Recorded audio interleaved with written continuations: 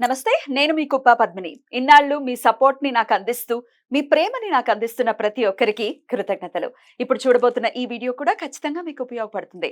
Like, share and subscribe చేసి మీ ఇష్టాన్ని, అలాగే మీ సపోర్ట్‌ని నాకందించండి. అలాగే ఈ వీడియో పట్ల మీ అభిప్రాయాన్ని కామెంట్ సెక్షన్‌లో కామెంట్ చేసి నాకు తెలియజేయండి. నమస్తే. నమస్కారం. శుభోదయం కార్యక్రమానికి స్వాగతం. ఈరోజు 3వ తారీఖు ఫిబ్రవరి నెల 2025వ సంవత్సరం సోమవారం. శ్రీ క్రోధినామ సంవత్సరం ఉత్తరాయణం శిశిర ఋతువు శ్రవణాకార్తె. ఈరోజు మాఘమాస శుక్లపక్ష పంచమి తిథి ఉదయం 6:52 వరకు, తదుపరి షష్ఠి తిథి రాత్రి 4:37 వరకు, రేవతి నక్షత్రం రాత్రి 11:16 వరకు, తదుపరి అశ్వని నక్షత్రం, సాధ్య యోగం రాత్రి 3:03 వరకు, తదుపరి శుభం యోగం, బాలవకరణం ఉదయం 6:52 వరకు, కౌలవకరణం సాయంత్రం 5:43 వరకు, తైతుల కరణం రాత్రి 4:37 వరకు ఉంటాయి.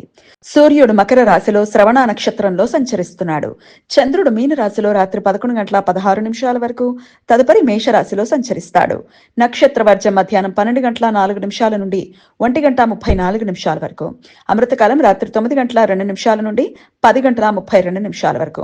హైదరాబాద్ ప్రాంతం వారికి సూర్యోదయం ఉదయం 6:48 సూర్యాస్తమయం సాయంత్రం 6:13 చంద్రోదయం ఉదయం 10:10 చంద్రాస్తమయం రాత్రి 11 అభిజిత్ ముహూర్తం మధ్యాహ్నం 12:07 నుండి 12:53 వరకు, దుర్ముహూర్తం మధ్యాహ్నం 12:53 నుండి 1:39 వరకు, మరలా మధ్యాహ్నం 3:10 నుండి 3:56 వరకు, రాహుకాలం ఉదయం 8:13 నుండి 9:39 వరకు, గుళిక కాలం మధ్యాహ్నం 1:56 నుండి 3:21 వరకు, యమగండం పగలు 11:04 నుండి మధ్యాహ్నం 12:30 వరకు.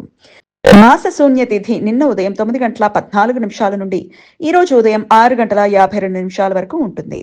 మాఘమాసంలో వచ్చే శుక్లపక్ష పంచమి తిథిని మాస శూన్య తిథి అని పిలుస్తారు. ఈ సమయంలో శుభకార్యాలు చేయడానికి అనుకూలం కాదు. ఈరోజు స్కంద షష్ఠి వ్రతం, పగటిపూట పంచమి తిథితో కూడిన షష్ఠి తిథి ఉన్న రోజు స్కంద షష్ఠి వ్రతం ఆచరించడానికి అనుకూలమైనది. సుబ్రహ్మణ్య స్వామి భక్తులు ప్రతి నెలా వచ్చే శుక్లపక్ష షష్ఠి తిథి రోజంతా ఉపవాసం ఉండి సుబ్రహ్మణ్య స్వామి ఆరాధన చేస్తారు. శుక్లపక్ష షష్ఠి తిథి సుబ్రహ్మణ్య స్వామికి చాలా ప్రీతికరమైన రోజు అని భక్తుల విశ్వాసం. కొన్ని ప్రాంతాలలో ఈ వ్రతాన్ని కంద షష్ఠి వ్రతం అని కూడా పిలుస్తారు. కేతు పంచ సప్త శలాక వేధ ఈ రోజు ఉదయం 6:27 నుండి మధ్యాహ్నం 12:03 మధ్య కాలంలో ఏర్పడుతుంది.